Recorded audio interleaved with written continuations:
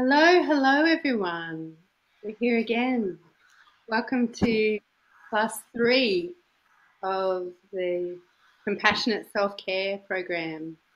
And I'm again so blessed and fortunate to be able to introduce to you my dear friends, Shez Scott from NBC Melbourne, and Annie Holcomb. Pronounce it for me, Annie.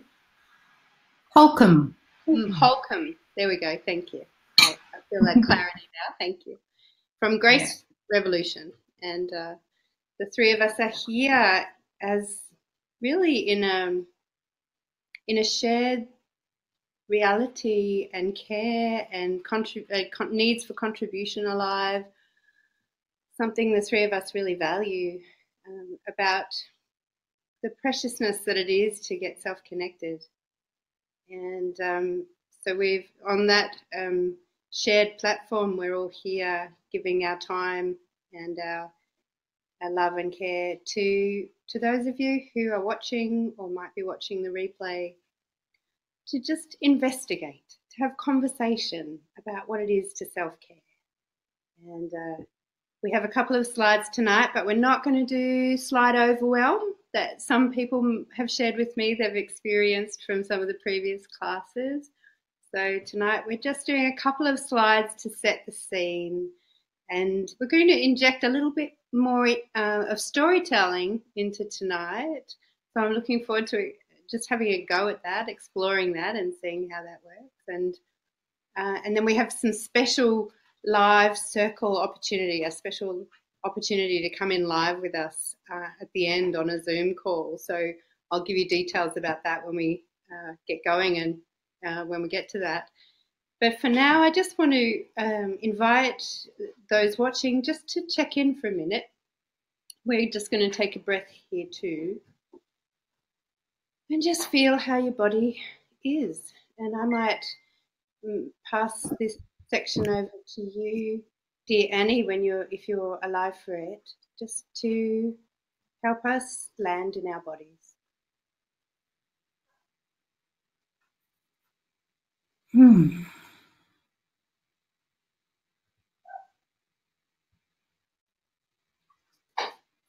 Just notice the weight of your body and notice your sit bone you're sitting on, and is your bottom really comfortable? Could you make it a little bit more comfortable and really settle into the chair where you feel like my bottom's supported, my back's supported, and getting a sense of your sit bones really sitting into the chair.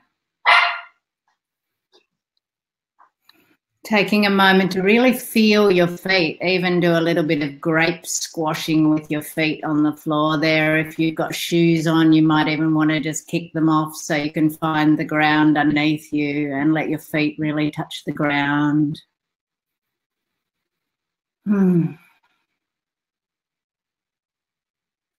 Sense of letting yourself land in your body, dropping in, connecting into the earth.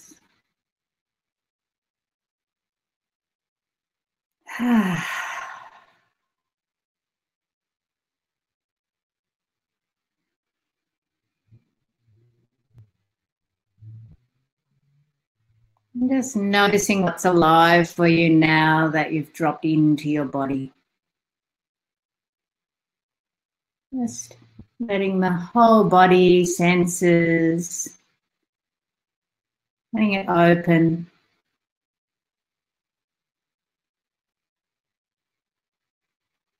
Where you're drawn to in your body.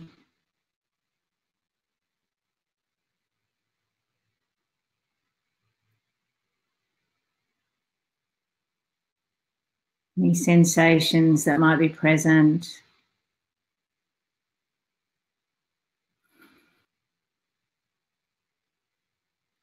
And if you're comfy too, just let's rub our hands together. Just get some warmth between your hands. Just rub your hands.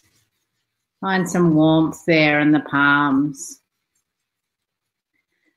Those sensations of skin touching skin. Really feel the contact with yourself, the warmth you're generating between the hands. Then just gently place those hands over the center of your heart space, the center of your chest. And connecting in with the warmth of your heart space, with the warmth of your hands.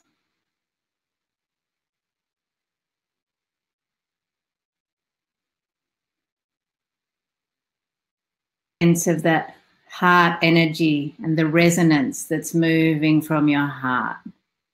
That internal warmth, those waves of heart energy, and connecting in with each and every one of us on that heart level. As we really drop in and connect to being present for ourselves and for each other.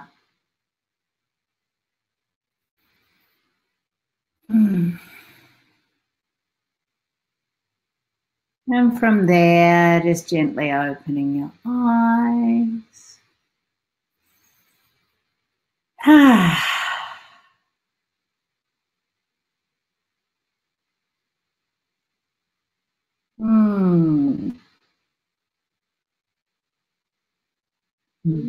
Thank you, Annie. That was so lovely.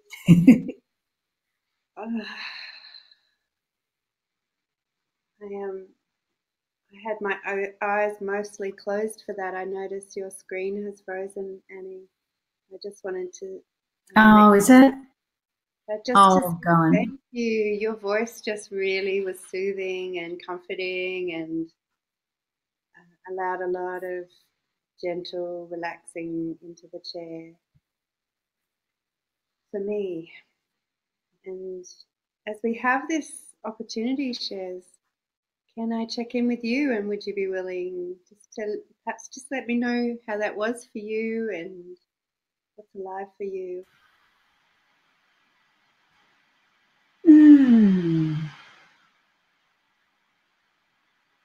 I enjoyed stopping and being present to my body and the place that I'm in, the sense of place and my body as place, and this moment,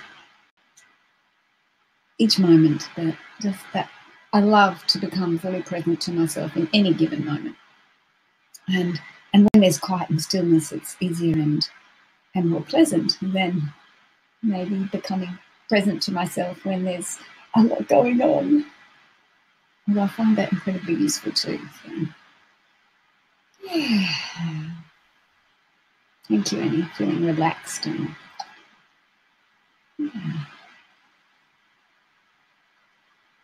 yeah. And I just want to let it be known that I have the rest of my meal in front of me, and so you will see me putting a spoon to my mouth and chewing, because yeah, I really want to need to eat for my body, so I'm going to mute myself so that you don't hear that.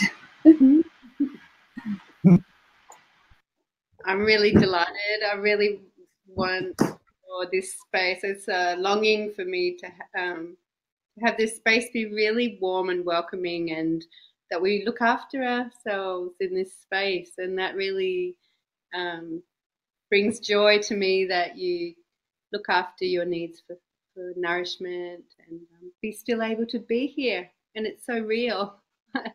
And yeah, gratitude. So thank you, and thank you, Annie. I can see you're back, and it is something that I've noticed from our previous classes too, the frozen screen issue. I see you've dropped back out, so I'm guessing you're also trying to resolve it. So what I might do to get us started then is turn on screen share and just bring us back to where we were last week with the slides. And I've done a little bit of work. I'm remembering that there was a request last week to try to understand how these different aspects of the self-care story all fit together. So I've created a slide tonight, and I'm keen to just follow up on that question from last week. And also a bit of a follow-up is I have amended the self-care definition based on the beautiful embodiment work and the feedback from Annie last week. So the definition as it stands right now, the ability to self-relate with compassion, to live in friendship with ourselves. Yes. Yeah. So just to bring everyone's awareness to the recording from last week, if you didn't get to see it and you would like to, it's there on YouTube. If you Google me on Karen Thompson-Anderson on YouTube, you will find that. And to move into class 3, just to name that on our self-care journey, we're here at week 3, which is tonight particularly looking at stories of warm, secure connection and our own stories from our own lived experience in childhood and how our relationships with others are as a sort of an inquiry into how we're having a relationship with ourselves. So we're just going to notice tonight if there's patterns in connection that you can identify for yourself, any ways that warm, secure connection is alive for you as a part of your self-care practice, and how you might like to strengthen it if that's true for you. And so moving to this, a new slide tonight that is a sort of an amalgamation of a few of the slides from last week, and this particularly goes to the question of how do these different schemas or how do these different models that I've been presenting, how do they all fit together?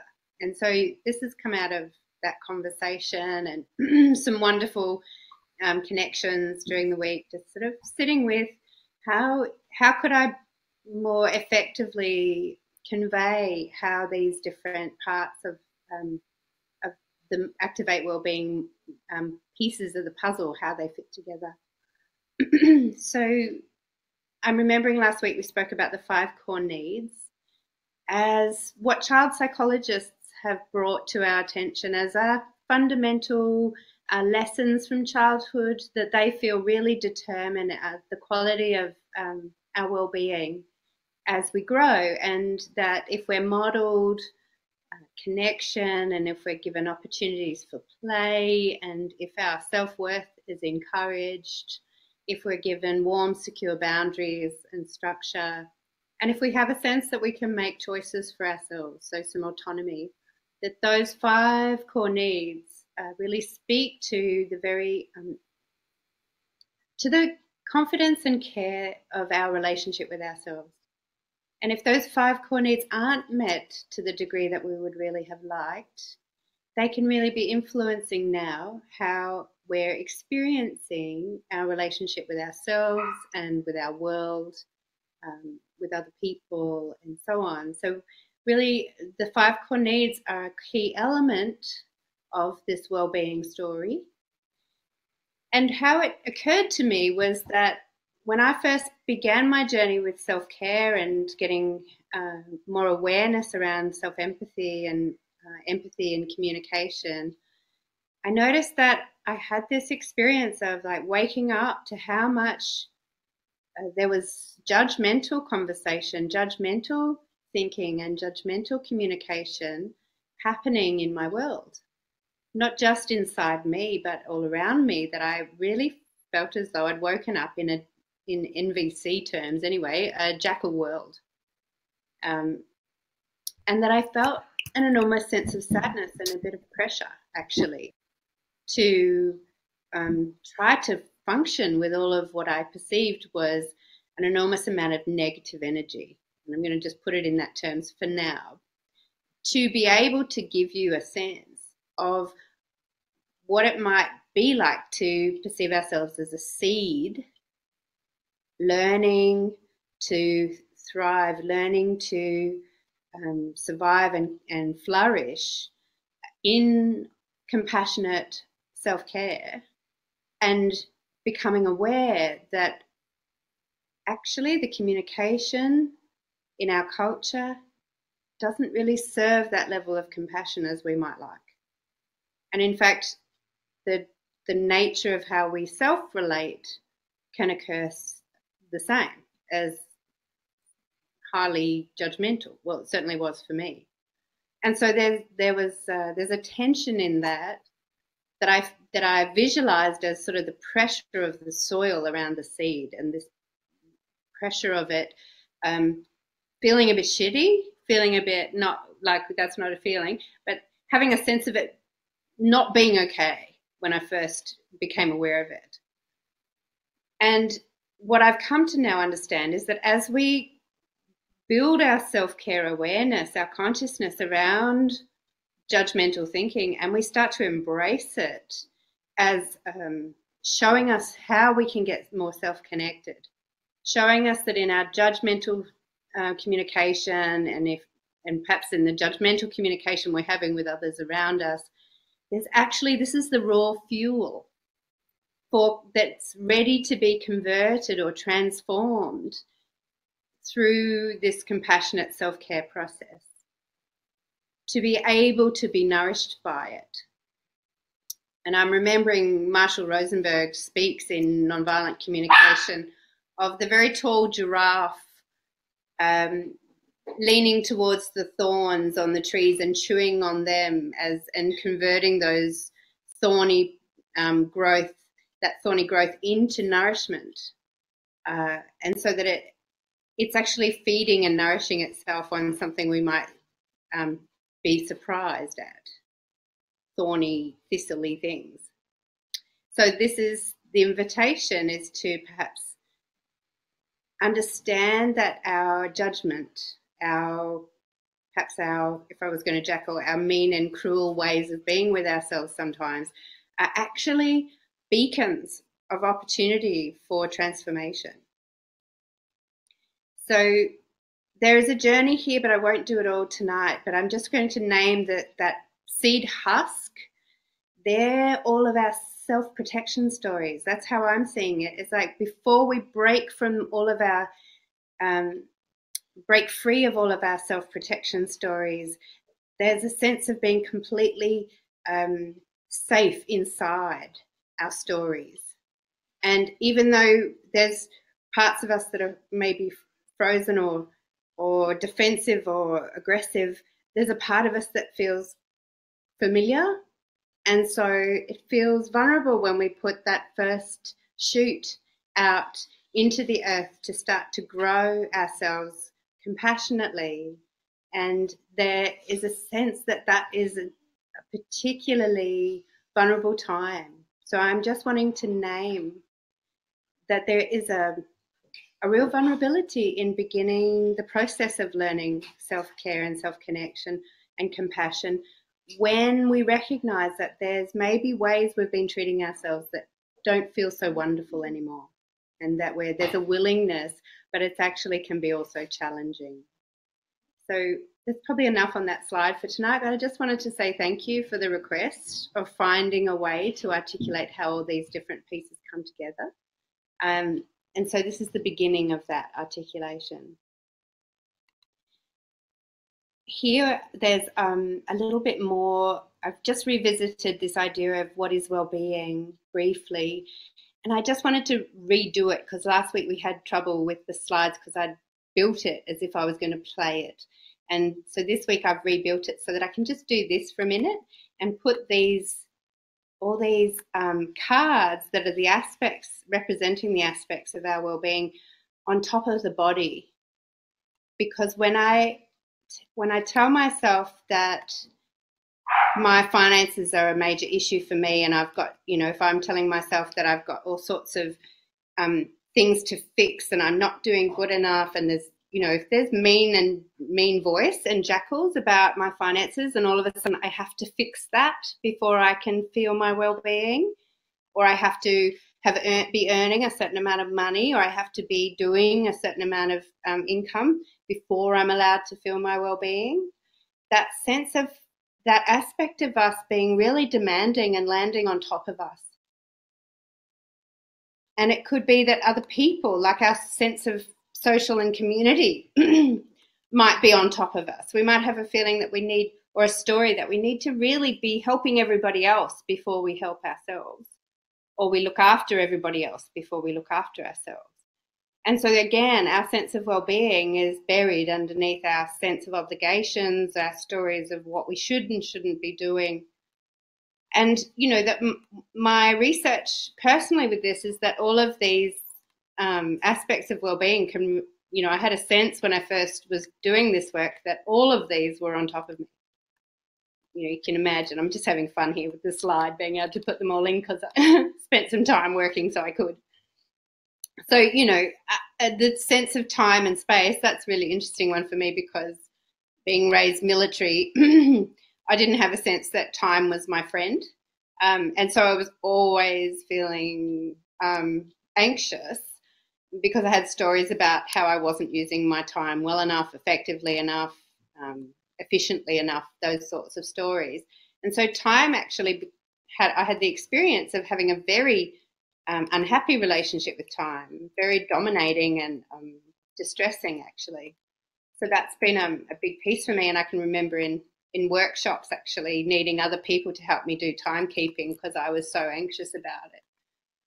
So just restoring a sense of spaciousness and relationship and friendship with these aspects of well-being, and having a sense that the well-being and friendship we have with ourselves is here first, and that our more natural state of flow we can have in that state, we can have more warm and prosperous relationships with our well-being aspects.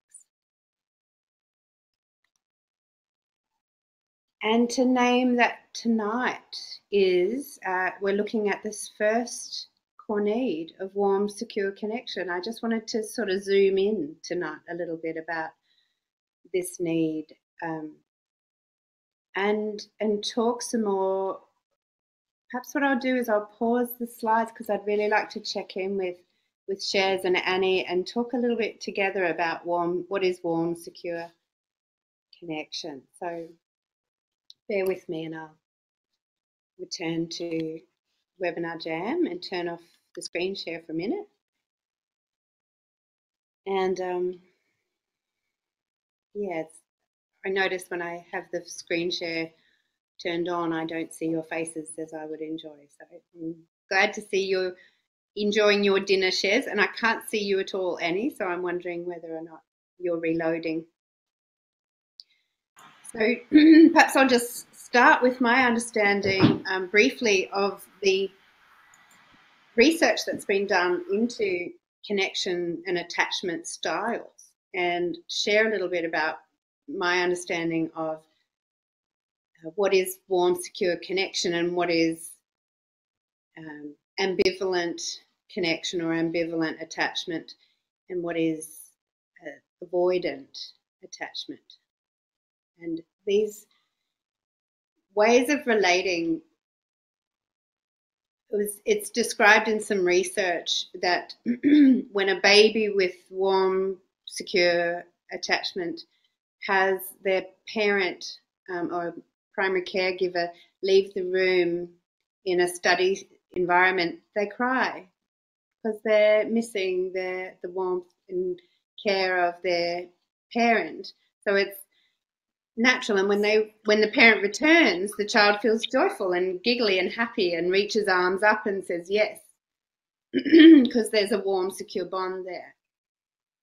In avoidant attachment, the researchers noticed that when a baby with avoidant attachment, when the primary caregiver left the observation room, the child was happier, was more playful, was laughing, was happy. And then when the primary caregiver came back into the room, they were quiet, they were shut down, they would turn their back to the primary caregiver and just get on with their independent play. There wasn't a sense of the warm, secure connection, that in fact they would be inconsolable about the sense of loss of connection. So there's a bit more to that. I don't know if I've given that full justice there, but the sense that the baby was comforted by the absence of the primary caregiver, so it's avoidance of the connection. And in the ambivalent style, they noticed that the babies would cry naturally when the parent left the observation room, but when the parent came back, they would be the ones crying inconsolably. They couldn't rationalize, oh, the parent's back, you know, there's connection back again. There was sort of this sense of distress in the observations. So I'll try this a slightly different way because I perhaps haven't explained that as clearly as I would have liked. But just that warm, secure connection is this genuine sense of warmth and attachment. That ambivalent attachment is on again, off again. Like, it's okay, no, it's not okay. I feel safe, no, I don't feel safe. It's really it's sort of as if there was a light switch going on and off. There's not a sense of consistency of warmth and safety. And then in avoidant attachment, there's actually more sense of safety and warmth when the primary caregiver is absent, where there's been trauma in that relationship. So just really wanting to rename those. And I have some stories about warm, secure connection I'll bring in a bit later. But does that make sense to both of you? Would you be willing to jump in here and share, perhaps shares what's there for you about attachment styles and warm, secure connection?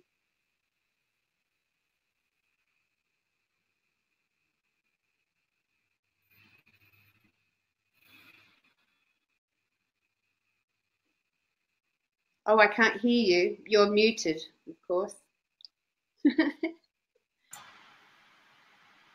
Handy to have some audio.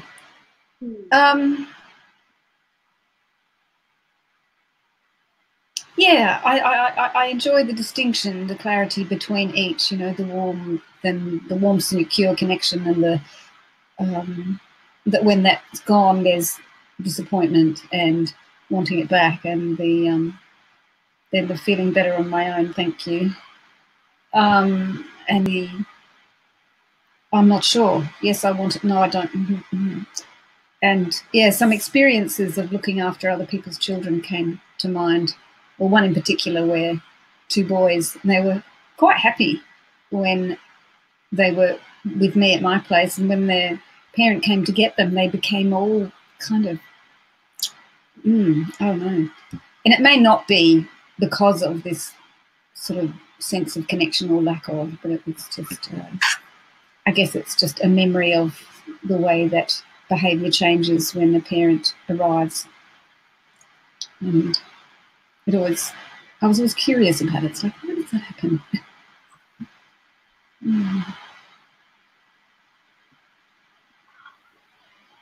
And I didn't want to go to school and leave my mother. I was happy at home. Thank you. So, yeah, I find it interesting. Thanks. Thank you. Annie, for you?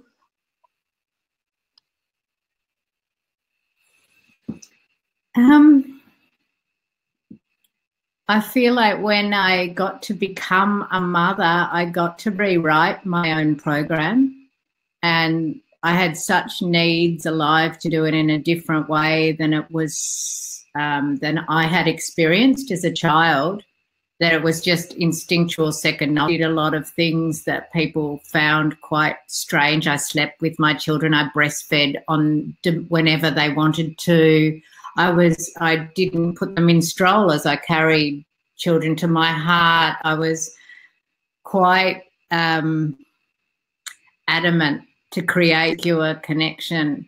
And I noticed from living in other countries that there are a lot of people who carry children close to them, and it's just part of the culture. And if it's not the primary caregiver, it's another one in the communities carrying the child near a heart.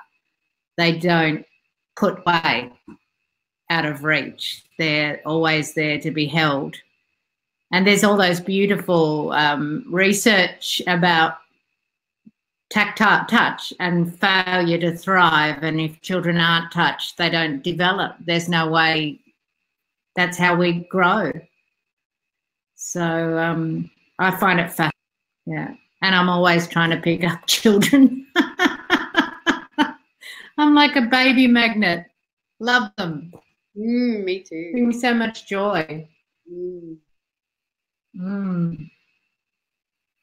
Thank you. I love that you bring the research on being held, babies' failure to thrive if they're not held, and that sense of very physical closeness as a inherent part of that connection, warm, secure connection development in childhood, and how it is quite cultural, and that, you know, depending where you were raised, you can have quite different influences on how that warm, secure connection may have developed for you. And obviously, the joy of having culture that's becoming more aware of the importance of connection in childhood development, so that we're seeing that more with empathic parenting movements, and, you know, there's been a real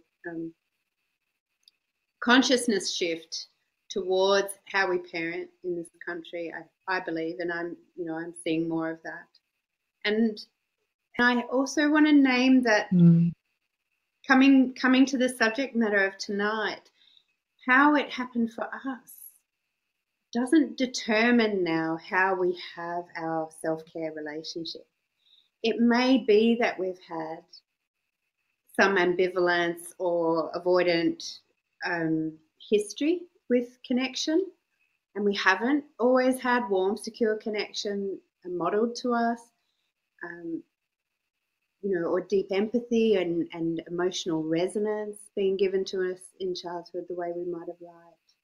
But we can develop those skills for ourselves now. And as we do that, we're going to develop our skills in our relating with others too. This is the wonderful nature of this inside-out work, is that as we build our skills, our understanding, our warmth and emotional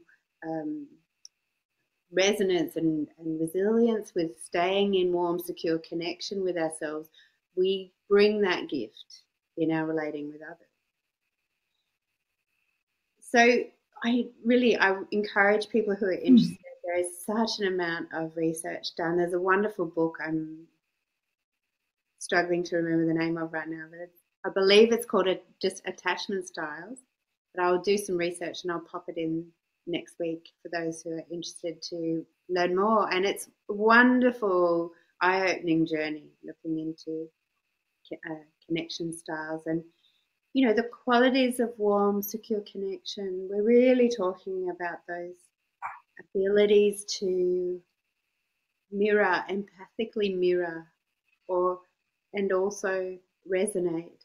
So when, say, a young child is upset, that we come with an open warmth and understanding of, oh, I see you're really upset. And so there's a warmth and a recognition and a sort of mirroring. Of course you'd be upset. Ah, yes, of course. And so there's this meeting of the child and the primary caregiver. That's what we're inviting, what I'm inviting in our self-care consciousness with ourselves, is to meet the little ones, or the parts or the characters in us that are upset or maybe tantruming, in label jackal terms, tantruming or upset or frustrated or angry and needing care, needing to be seen, needing to be held warmly. So this is the journey of developing our skills with warm, secure connection for ourselves. So thank you. I really have a sense that we've at least touched the surface of what is warm, secure connection tonight. I certainly could imagine we could do a whole course on just what it is, and there's a huge amount of research that supports us where we're going, but I want to name it as, in my own experience, as one of the core needs that I've found motivates my life, really. Like a warm, secure connection with myself and with others feels so primary to me in how I enjoy a quality of life and a quality of well-being, and how learning the language that supports warm, secure connection has changed my life. So moving back to the slides, I only have 2 more. So I'm just going to click back to the screen share and share those last 2 with you, because I have this joy about introducing you to some story time tonight, and I've invited Annie and Cherie in on this, in that I have, I hope, a way now of conveying in with some more fun and perhaps with more meaning, the way that the parts of us can really step in and influence in ways that we don't want. And so I have some stories for myself of sharing from the weekend where I noticed I was feeling really sad. It was Saturday night. I was feeling really sad and a bit lonely, and I had company, but I was feeling lonely, and I was feeling bored and really just really down. And I was so curious. I was sitting with this experience, and I wondered and started to inquire, and I heard this part of me say, I cleaned the whole house today and nobody even acknowledged it. And I went, oh, I hear my sad Cinderella. That's my name for her. Because she does so much work around the place and feels like she has ashes all over her and no one sees her, and she battles away on her own. This is a story, this character.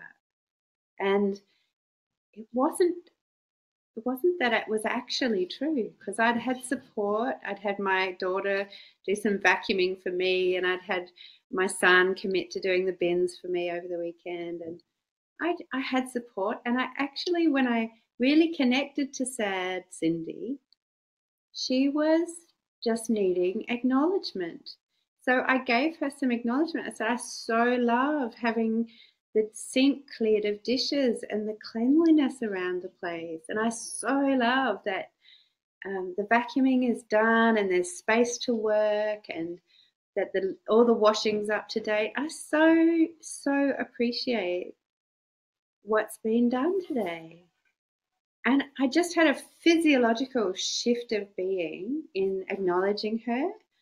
And then I was having some upset, and around the edges of me was this fear of being punished. And this is a regular story I have of when I feel a bit of fright, having a sense that I'm about to get into trouble. I don't know if anyone can relate with this, but I describe this as my meanie man or my hard taskmaster. But for the purposes of this story, I'm calling this part meanie man, because not that it's about men particularly, but because I have a feminine and masculine part in me, and that I had a story in childhood based on how my dad was with me, and the sort of rules and discipline, and the sort of ways that he would let me know he wasn't happy with something I'd done, or just how I had relationship with him. It became a ambivalent sort of attachment. You know, on one hand, I so longed for his love and connection and his approval and his acknowledgement of me. And on the other hand, I found him unreachable. These were some of the jackals. Unreachable, mean and a bit hard on me, and that I was a bit worried about him in terms of my safety when, you know, if I wasn't doing according to his wishes. So this energy of I'm going to get in trouble, that was around as well on Saturday night. I'm going to get in trouble. I'm going to get punished.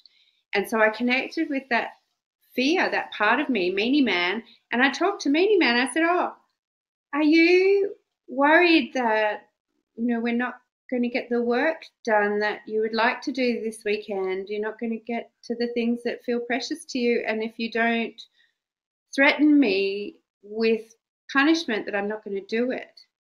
And I got this big sigh. Yes, there was this acknowledgement of this part of me that was tragically trying to encourage me to ensure that I got my tasks done over the weekend that were really precious. So I reassured my meanie man and I said, I really hear that it's precious to you that we get some of these tasks done over the weekend, and I acknowledge how precious they are. And we did, I sat with that part of me, and all of that edginess and the sense of imminent threat just softened and softened as I met these characters over my weekend. And they were inner characters attempting to do wonderful things for me, to support me getting my needs met, but actually in tragic ways, and ways that impacted my comfort in my body. My discomfort was really high when both of those guys, parts of me, were trying to control the outcomes so that they could guarantee my needs got met. And so it was wonderful to get connected with them and have a sense of progress and care and embracing and welcoming. And these are just some character examples of how we can name and start to have relationship with these inner parts that are tragically trying to take care of us, and that we can befriend and find other ways to meet needs that they might be willing to come to the table and support. So I'd really love to hear how this has landed. So I'm going to pause the screen share again and just come back to both of you, Shez and Annie, and just see how that's landed. Shez, what about for you?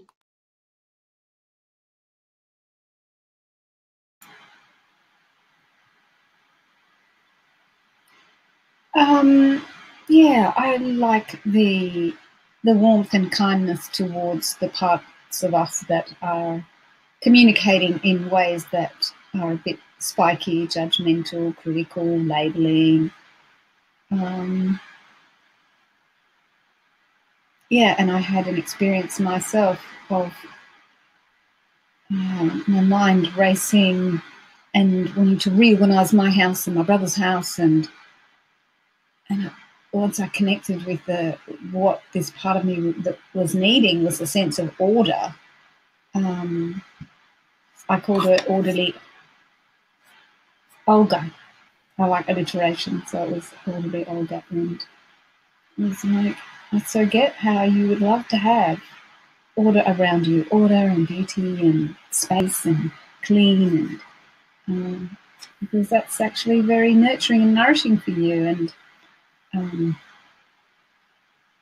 even brings a sense of emotional safety. Because when I remember when I was a child, we were at somebody's house, and I think that the marriage was a bit rocky, and I don't know, I just felt really uncomfortable. So I swept out the cubby house and washed the tea set and just, created order.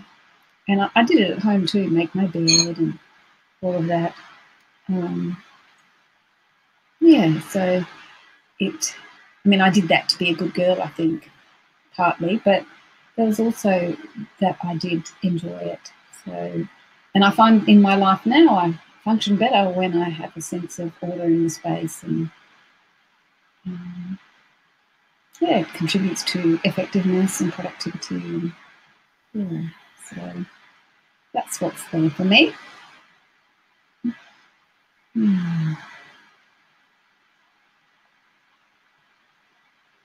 You're muted, hun. I can't hear you.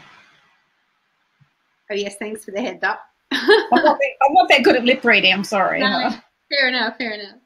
I can't see Annie, but I was hoping I could hear her. And perhaps, Annie, would you like to share something of how it resonated with you? I can see her. Well, I can see her frozen image, but yeah. I'm just going to try turning your webcam off and on again. If I can do that remotely, I'm not sure. And then maybe turning your webcam back on again. No, it didn't seem to do that. Oh yes, here you come. Hopefully. But perhaps if we can test and see if your audio is working so we can hear you at least. I can hear Annie. Oh. You can't hear her? No, but if you, I'm going to reload my page while Annie shares. So I'll be back in a sec. See if it makes a difference.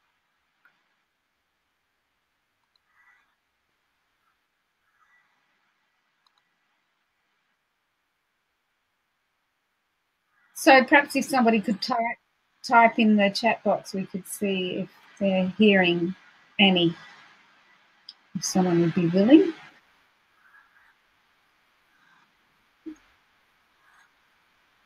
Yeah, really?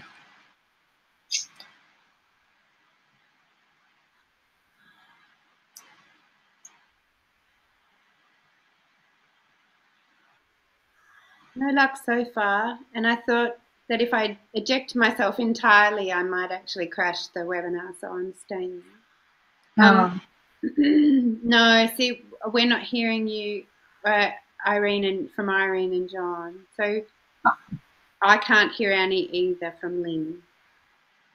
I'm hearing Annie, but it's not good if the other people aren't hearing. Okay, Annie's reloading, so we can hear her when she comes back, and that's my hope. Yeah, do you have any other stories of your own, Shez, of meeting parts of yourself and maybe any other fun name alliterations that you've come up with before or you can think of in this moment? Yeah, I've noticed a kind of shift, because once upon a time I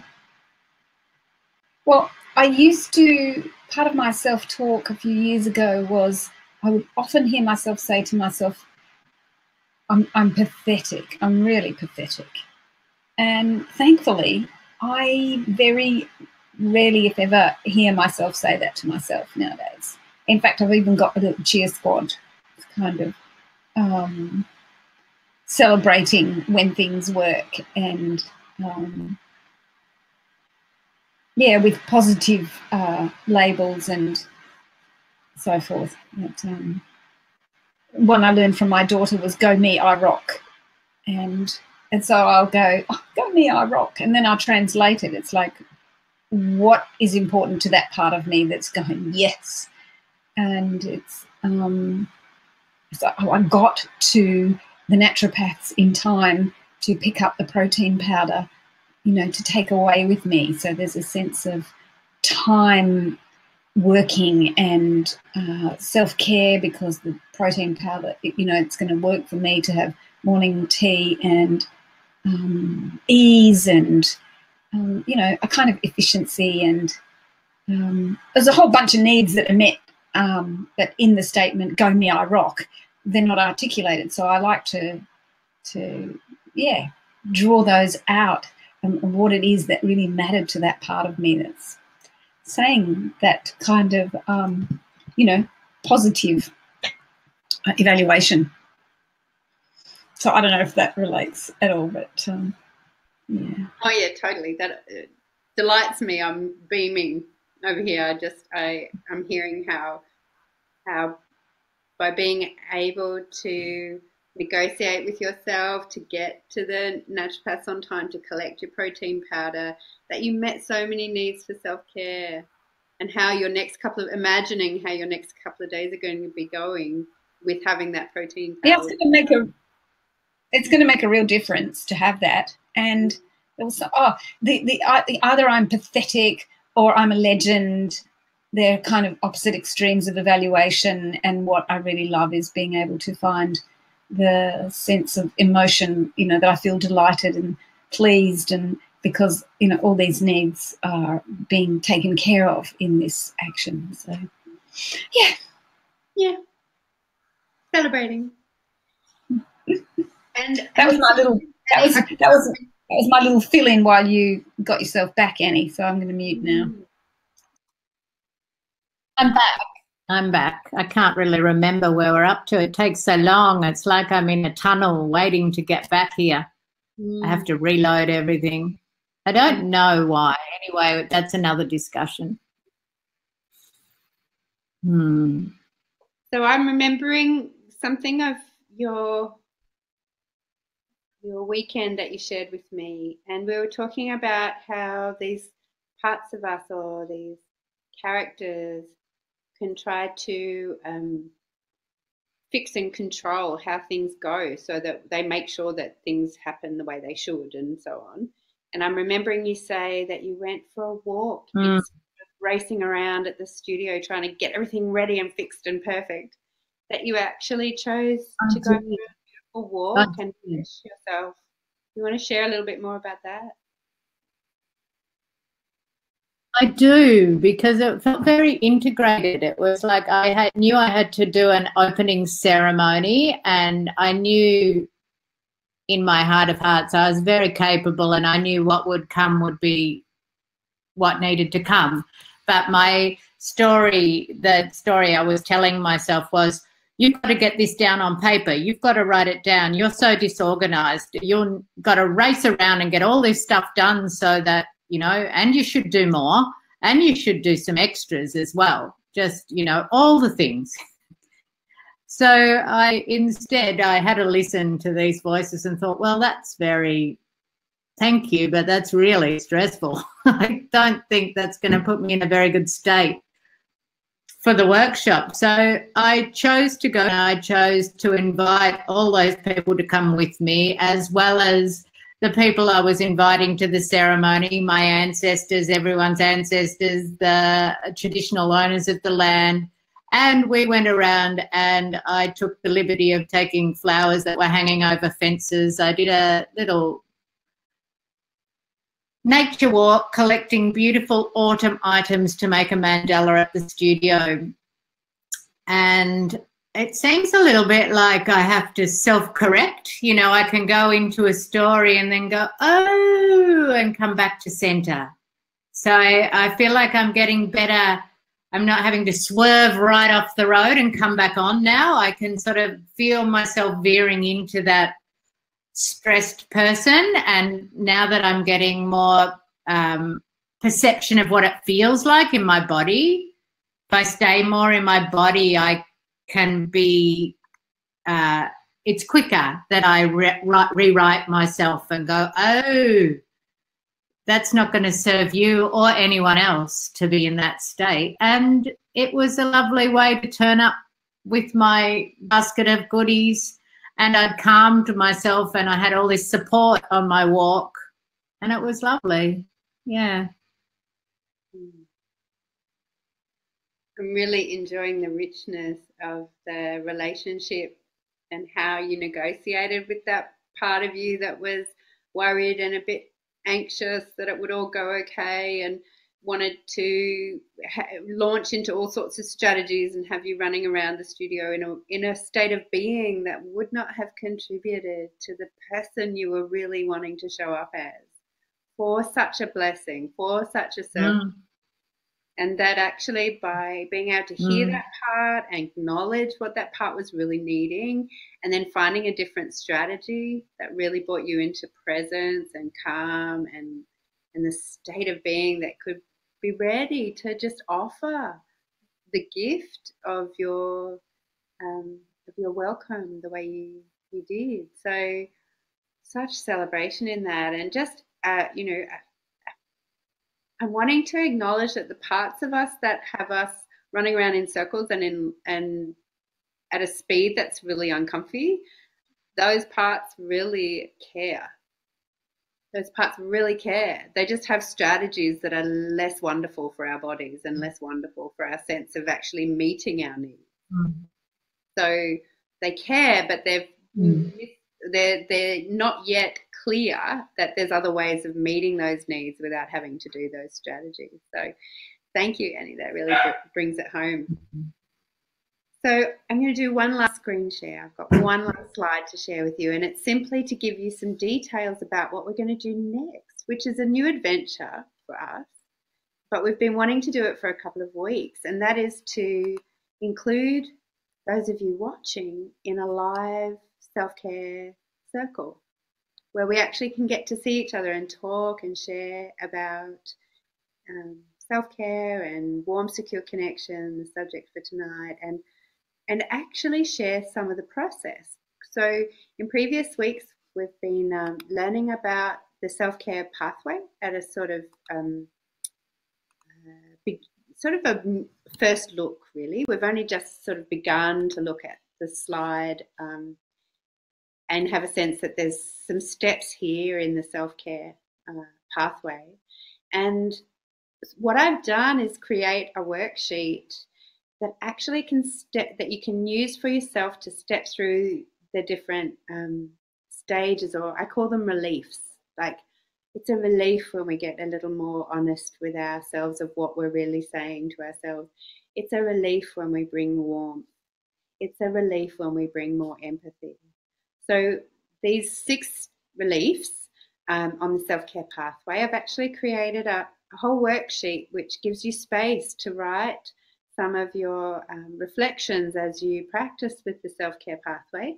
And I've created, with Cherie's support today, a Zoom room that she's sponsoring for us, where we can actually meet and have some further sharing and connection about this. So I wanted to ask Shez if you'd be willing. One of those point 1, 2, and 3 there, I've spoken to 2 and to 3. I'm wondering, you and I spoke today about what's alive for me in asking for a contribution of whatever's alive for people, and to also let those of you watching know that there's also the option of not paying to come into the Zoom room if that's what's really true for you. But if you follow this link, and what I'll do in a minute, I'll come back to the main screen and I'll share that as a live link so you can actually click on it to go there. But I just wondered if you would say a few words, Shez, to support me in articulating this pay-as-you-feel contribution that I'm inviting people to consider for tonight as to come in on the live work. Okay.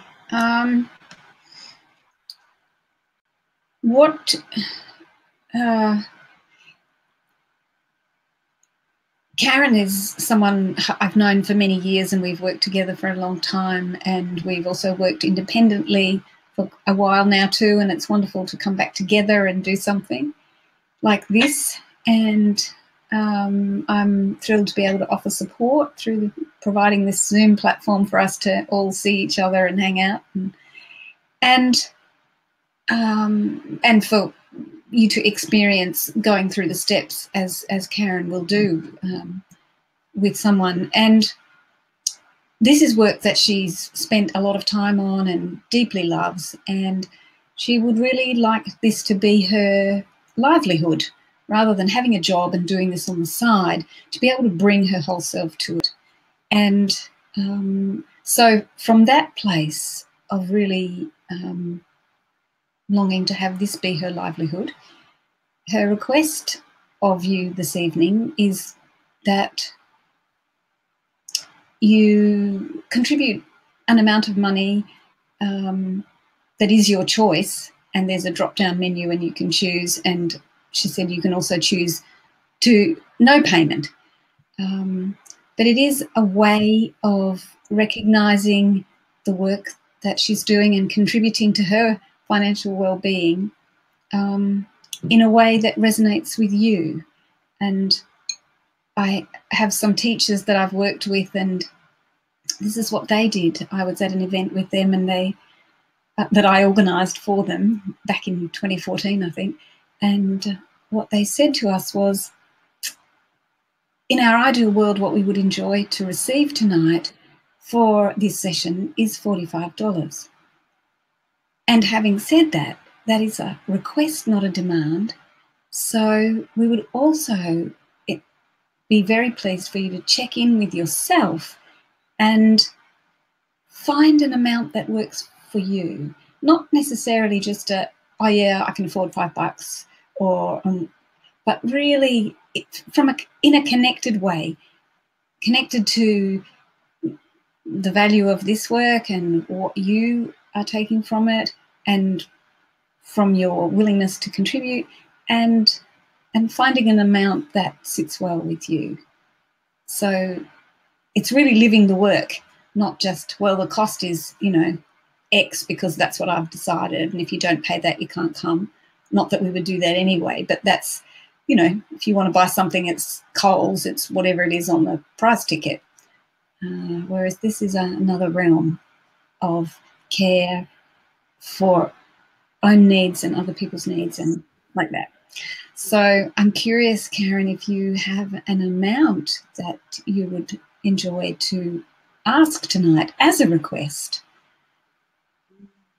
then leaving people to choose for themselves what works for them. And I'm aware that maybe they didn't know about this from before we got to this part, so they might be a little bit shocked or like, oh, I didn't know we were going to do this. And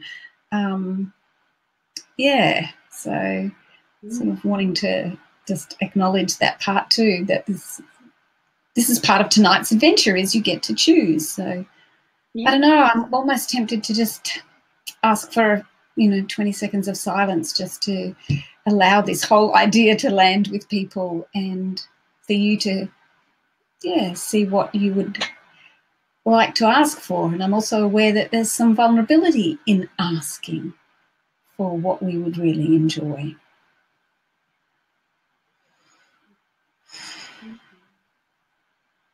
Really, I'll take that in a minute or a few seconds.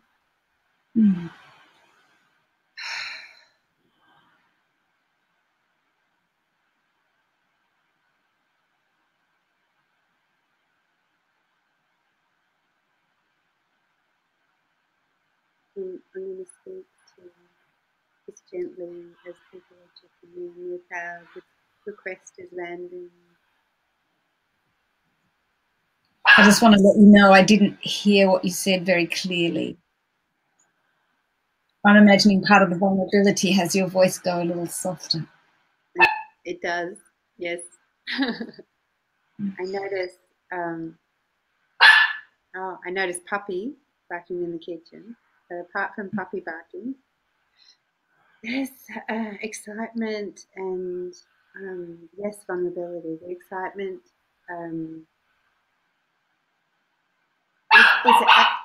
is actually joy from hearing you articulate so beautifully the intention of holding needs as mattering, both mine for my love of this work and my longing to have it be livelihood, and also really wanting to hold care for how it is for participants, and that if you would like to contribute, that it really is a request, not a demand. So I really value your articulation of it. And I also really appreciate this is a new piece for participants to consider. And I love that you give space and give us time to just sit with it. Like, oh, yeah, okay. So this is a request. And there's a way to access the link and participate and download the worksheet. And I don't have to pay. This is a request. So sitting with do I have a preference or a request? I have something in the order of $15 tonight, and that's mostly because this is a new adventure, and I don't know how long we might be in circle, what we might enjoy out of it. This is really an adventure. So there's a modest sense in me of $10, $15. If it calls to people to contribute, it's really about supporting this idea, finding a way to support this work, and just seeing if it's a vote yes, or seeing more of this work happen. So not so much about the monetary value tonight, but a vote of support. I would see it that way, as a vote of contribution and support. So it's kind of like a yes. Yeah, thank you. Yes, speaking a yes with our resources. And for me, that's the relationship with money that I really cherish. As I'm working with my relationship with my finances, I really want that sense of warmth and power and abundance and choicefulness and all of those needs to be in how I have a relationship with that resource, and not have a sense of fear and trepidation and control and all of the parts of me that have been taught and programmed into me to be frightened, but just really warm and open to how this work can be mutually supportive in terms of resources sharing. So, thank you. And I just wanted to add that the reason why I asked Karen if she had a specific amount is because in NVC a request is something clear, specific and doable. So being able to ask specifically for the strategy that you would like and being willing to receive that or not is the part of the living of this work. Because if you just said, oh, look, just give me a donation or whatever, it kind of, it's not clear or specific. It's a bit loose and, yeah. Right. So I celebrate your courage in coming up with an amount between $10 and $15 if people would enjoy to. Thank you. So I'm going to try this new button. It's called Redirect All Attendees, and what it does is I'm hoping gives you a live link to click. And what I'm going to ask for is a quick bio break, a bathroom stop or a glass of water stop or whatever's needed, and that we meet in the Zoom room at 1:15. So it gives us a few minutes to set up the new space. And I just want to say to those who might exit now and decide not to come in the Zoom room and continue with us, I've just so enjoyed tonight. I've so enjoyed having company for this journey and support and ease tonight. Gosh, it's really been wonderful for me. And so I'm acknowledging for those of you who may not choose to come on and continue with us now. Thank you for being here tonight. Thank you for watching. And we'll hopefully see you again in class another time. Bye for now. Shez, would you like to say a checkout just for now? And we'll come back. We'll just allow ourselves 4 or 5 minutes to jump into the Zoom room. It should be live there. Do you see it on your... You see it on your chat bar? I don't know. I'm not sure where I'm supposed to see it. I mean, I could post the link into the chat box for everybody. I don't know if that would work. No, okay. You could do that too. Yeah. I'm looking at the chat to see whether or not we can do that, but what I might... Would you like me to put it there? What I'll do is put it back up on screen, and we might finish the recording here, so that if people would like, they can type that address into the address bar, bit.ly/selfcare live. If you type in bit.ly/selfcare live, that will take you to a registration. Oh, that one there. bit.ly /selfcare live.